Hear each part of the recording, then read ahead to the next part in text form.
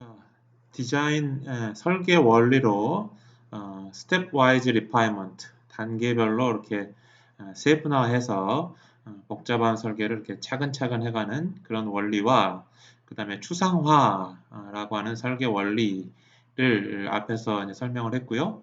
이번 주제는 모듈화에 관련된 설계 원리에 대해서 살펴보도록 하겠습니다.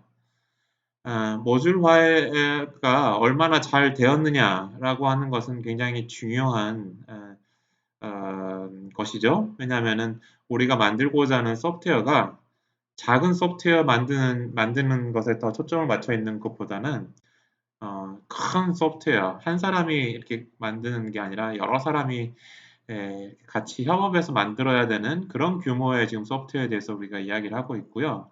그럴 때 얼마나 이제 모듈을 잘 나누고 잘 나누었느냐라고 하는 것들이 우리 이제 큰 소프트웨어를 얼마나 이제 정해진 일정 내에 정해진 비용만을 들여서 개발할 것이냐에 큰 영향을 미칠 것입니다. 그러면 이 모듈화를 잘했느냐라고 하는 것을 판단하는 두 가지 방법이 좀 있을 것 같아요. 두 가지 방법이 있습니다.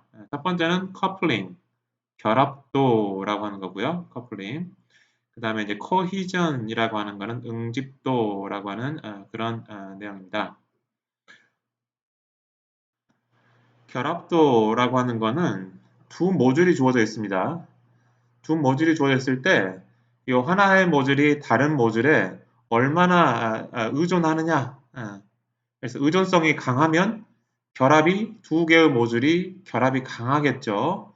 근데 하나의 모듈이 다른 모듈이 없어도 뭐 어느 정도 뭐 기능을 한다라고 하면 결합도가 조금 낮은 것이겠죠. 그러겠죠.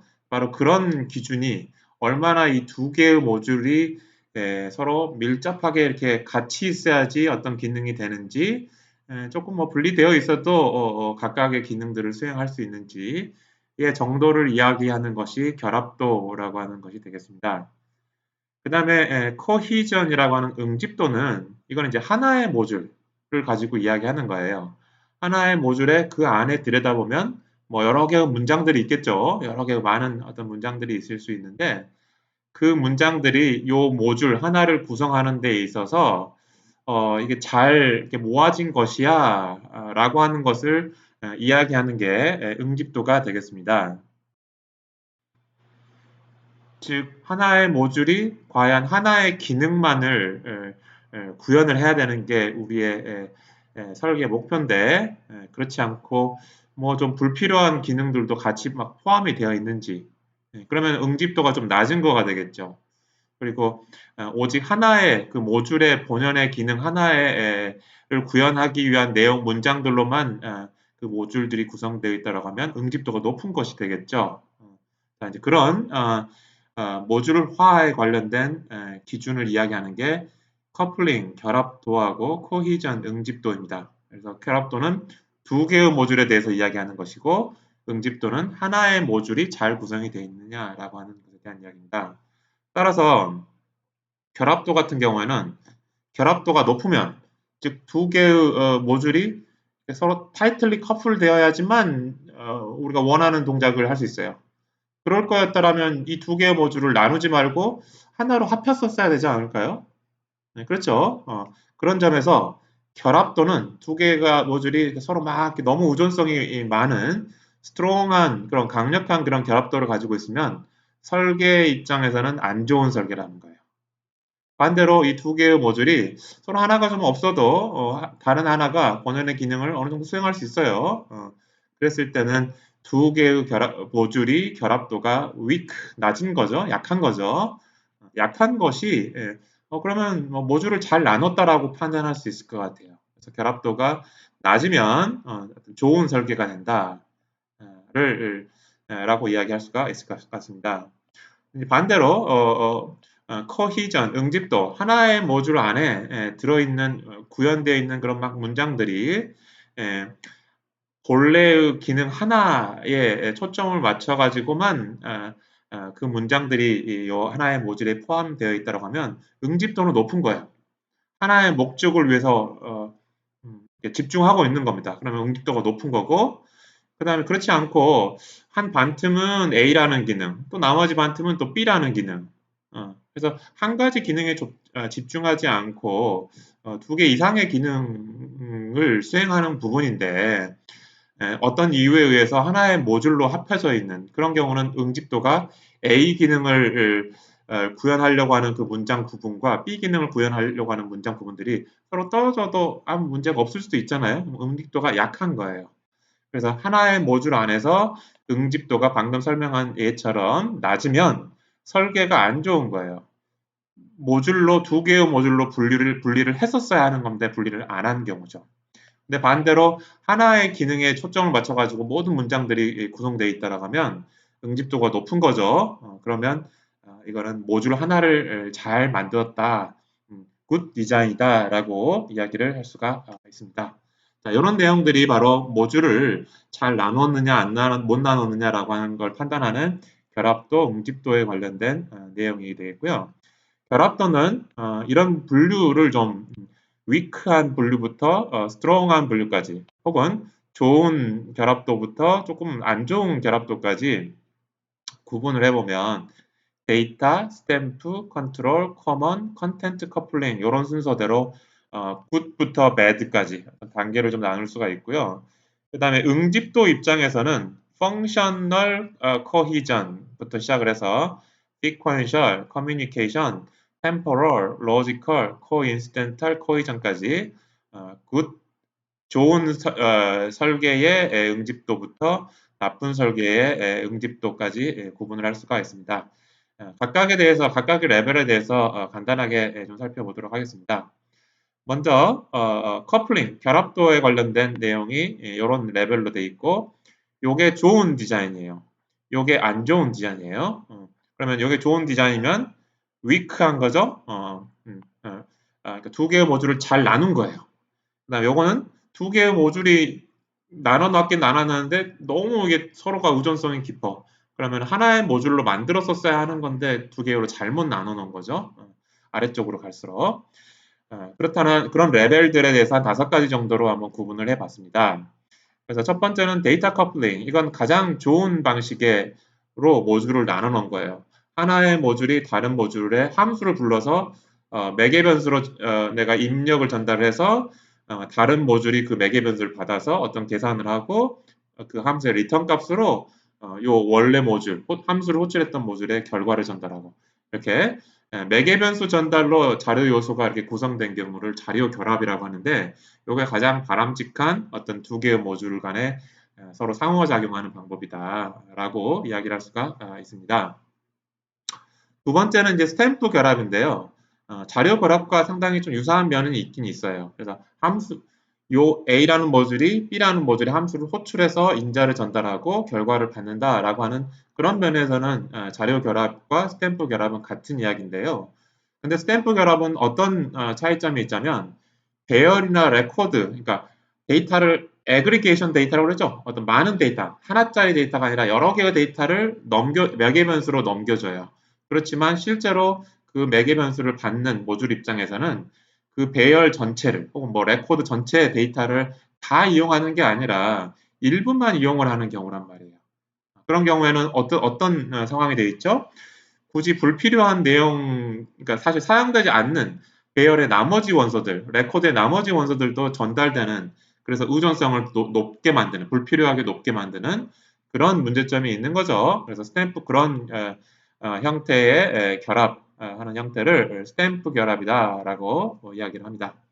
그 다음에 제어 결합이라고 하는 거는 제어 흐름과 관련된 값을 전달하는 거예요. 그래서 매개 변수로 어떤 숫자를 전달합니다. 그럼 예를 들면 1번은 첫 번째 기능을 수행하고 또 2번은 두 번째 기능을 수행하고 3번은 세 번째 기능을 수행하는 거예요.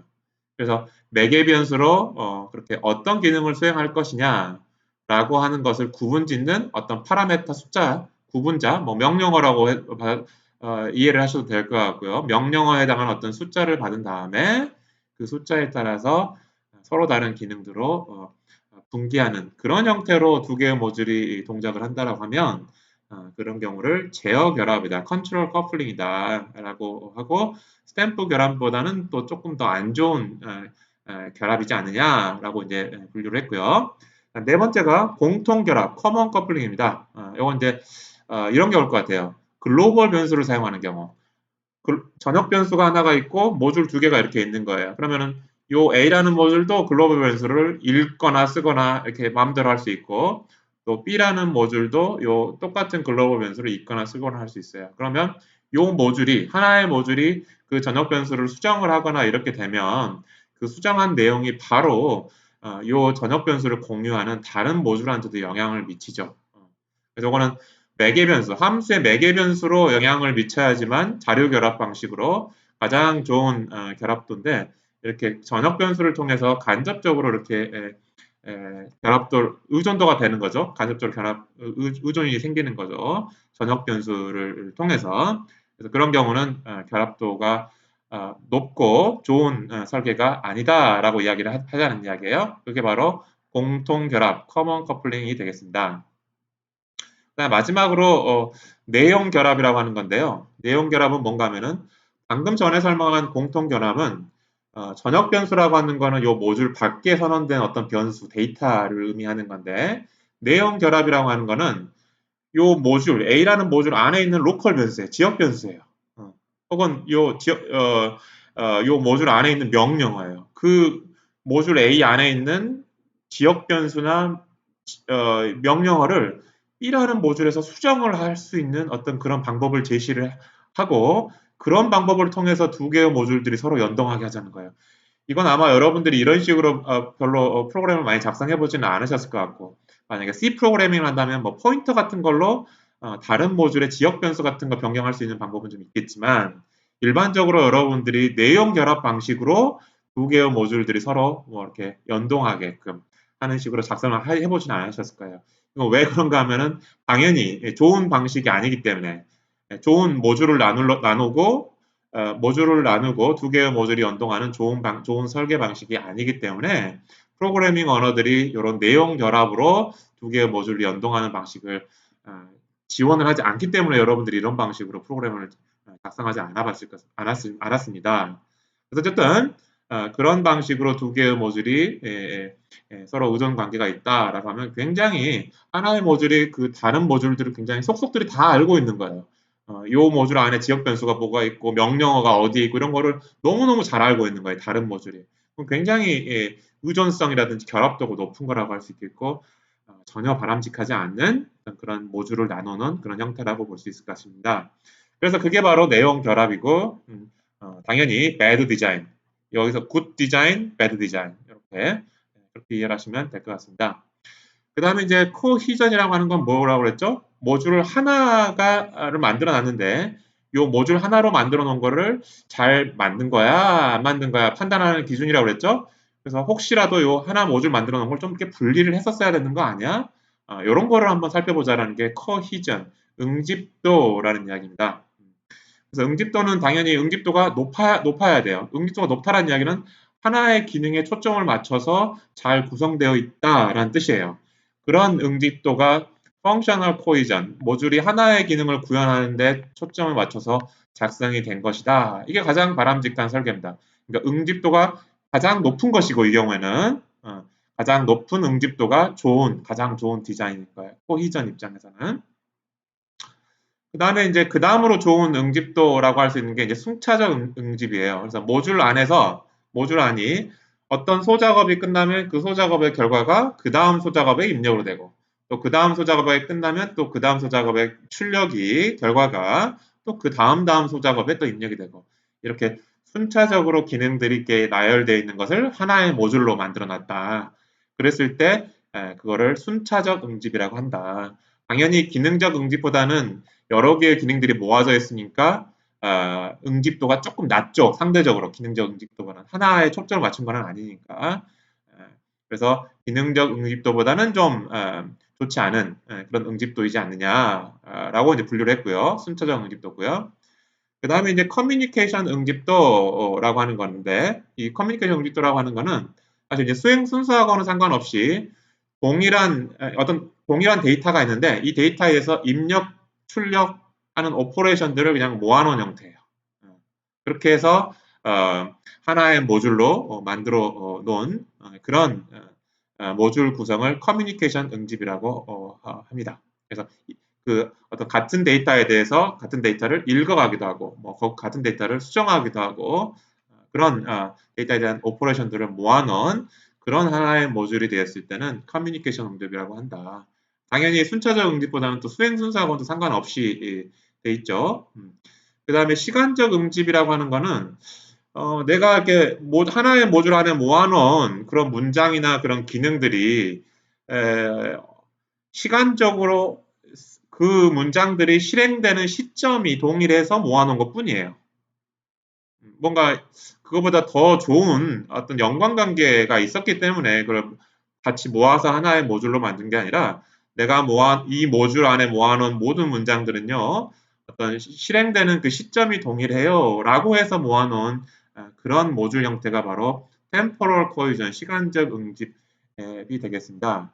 주로 초기화 코드들, 보통 여러분들 뭐 프로그램을 작성할 때 뭐 initialize 뭐 이런 이름의 함수를 만들어서 자기 프로그램에서 초기화할 일들이 있는 것들은 다 이 initialize라는 함수 안에서 다 초기화를 하게끔 그렇게 코드를 작성해 놓은 경험이 있으실지 모르겠는데요. 그런 경우가 바로 시간적 응집도죠.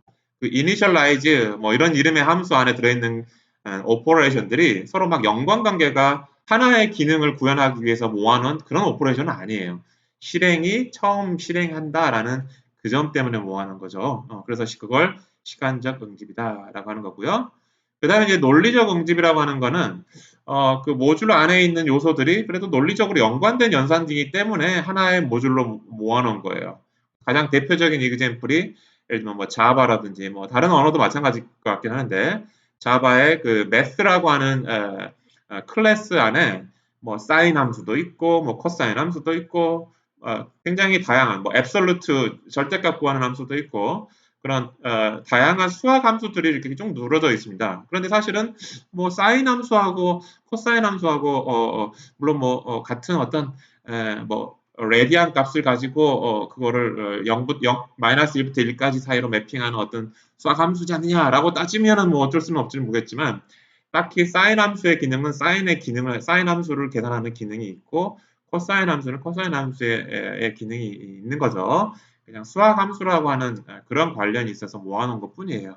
그래서 이제 그런 형태, 주로 이제 수학 함수 라이브러리가 이해가 될 텐데 그런 형태로 하나의 모듈로 모아가지고 하나의 모듈을 만든 경우를 논리적 응집으로 만든 모듈이다라고 이야기를 하겠고요. 그 다음에 마지막에 이제 coincidental, 말 그대로 그냥 이유 없어. 그냥 때려 넣었어요. 당연히 그 안에 있는 내용들이 서로 간단하게 하나의 기능만을 향해서 준비된 그런 기능이나 문장들이 아니겠죠. 따라서 응집도가 낮겠죠. 서로 분리해도 아무런 문제가 없는 내용들이 모아져 있을 가능성이 높죠. 따라서 응집도가 낮고 그런 경우에는 하나의 모듈을 잘못 만들었다. 분리해도 됐었을 내용들을 그런 식으로 분류를 할 수 있는 게 바로 응집도에 대한 이야기입니다. 그래서 커플링이라고 하는 결합도와 두 개의 모듈을 만들었는데 이 두 개가 혹시 하나로 합해졌어야 되지 않을까라고 하는 결합도에 관련된 기준들, 그 다음에 코히전이라고 하는 내가 하나의 모듈로 만들었는데 이거 두 개로 분리해야 되지 않을까라고 하는 그런 두 가지 기준에 관련된 설계 원리를 한번 살펴보았습니다.